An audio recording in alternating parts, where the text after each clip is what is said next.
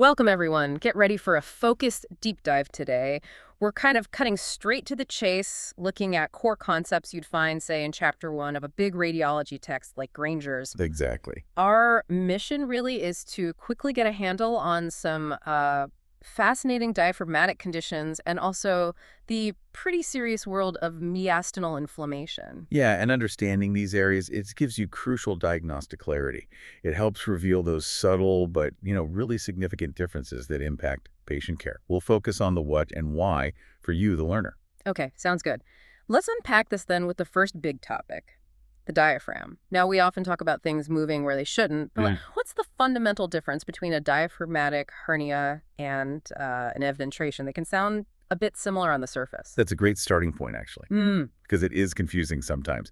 So with a true hernia, you've got abdominal contents moving up into the chest through an actual hole, a defect in the diaphragm. a physical gap. Right, a gap. Right. Now, for an eventration, the diaphragm muscle itself is still intact, so there's unbroken continuity, but it's really thinned out and weak. It balloons upward because it's lost its strength. Oh, okay. And interestingly, both often trace back to issues during development around the 6th and 7th weeks of gestation when the diaphragm is forming. Hmm. So yeah, it's really about, is there a hole or is it just weak? Got it. So the diaphragm's integrity is the key. That makes sense. And speaking of hernias, you mentioned the hole. There are two main types we hear about a lot, right?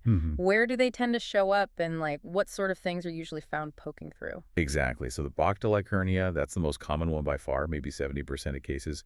You'll typically find it posterolaterally. Mm-hmm. So towards the back and side, Okay. usually on the left. And what's inside can be, well, things like retroperitoneal fat, sometimes even part of the kidney, or the spleen, stuff from the back of the abdomen. Wow, okay. Then you have the Morgagni hernia. That one's anterior up front, often nestled in the right cardiophrenic angle near the heart. And there, you're more likely to see things like omentum, that's abdominal fat, or maybe some loops of bowel. So quite different locations and contents then. Helps narrow it down. Definitely. Knowing those typical spots and contents is a big clue for radiologists. Yeah. And I imagine the way patients present clinically can be quite different too. Especially, say, comparing an adult to a newborn. Oh, absolutely. Age is a huge factor here.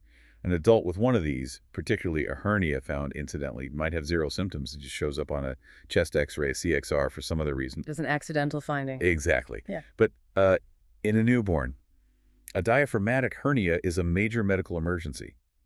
These infants often present with severe respiratory distress, and it's frequently complicated by pulmonary hypoplasia, meaning their lungs haven't developed properly because the abdominal contents were squishing them in utero. That sounds critical. It is. And radiologically, on that CXR, a Bachdelic might look like this sort of well-defined dome-shaped opacity in the chest. Sometimes you can even see gas-filled bowel loops up there. That picture, plus a baby struggling to breathe, requires immediate attention. Yeah, that really highlights the urgency in pediatrics. Okay, let's shift gears a bit. Moving to the mediastinum, the central chest area. Let's talk about acute mediastinitis. I understand this is rare, but really dangerous. Extremely dangerous. It's an acute infection spreading rapidly through the mediastinal tissues. Yeah. The most common cause, unfortunately, is often an esophageal perforation, a tear in the esophagus. How does that happen? Well, it could be a complication after a procedure like an endoscopy, or sometimes from really forceful vomiting, Yeah. which is known as Borhave's syndrome. Okay. And the reason it's so critical is the mortality rate. It can be shockingly high, like 5 to 30%, sometimes even with prompt treatment, because the infection can just overwhelm the body so quickly. On imaging, like a CXR, you might look for signs like widening the mediastinum, maybe it looks less clear, sort of fuzzy, and crucially, you might see streaks of air where there shouldn't be any, indicating gas has escaped from the esophagus. That's a grim picture. Okay, and then there's the other side of the coin, something more chronic, fibrosing mediastinitis. This sounds different, like scar tissue building up. It is quite different. This involves a proliferation, basically an overgrowth, of dense fibrous tissue in the mediastinum.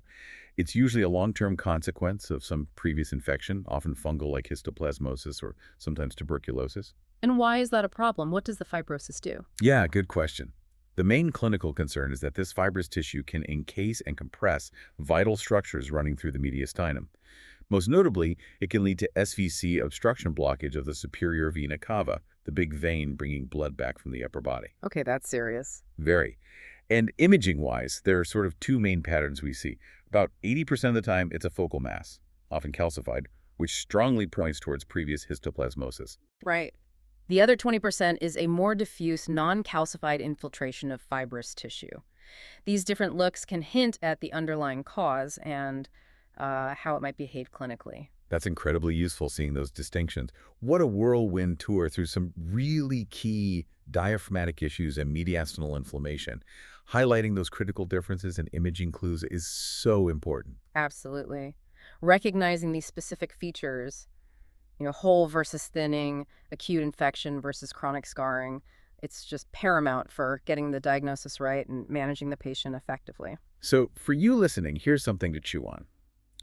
If you encountered a patient, maybe a young adult, with subtle signs potentially pointing to an early diaphragmatic issue, how might digging into their detailed childhood medical history, asking about any significant respiratory illnesses or chest x-rays back then, potentially refine your diagnostic thinking even before ordering complex scans? It's all about connecting those dots over time.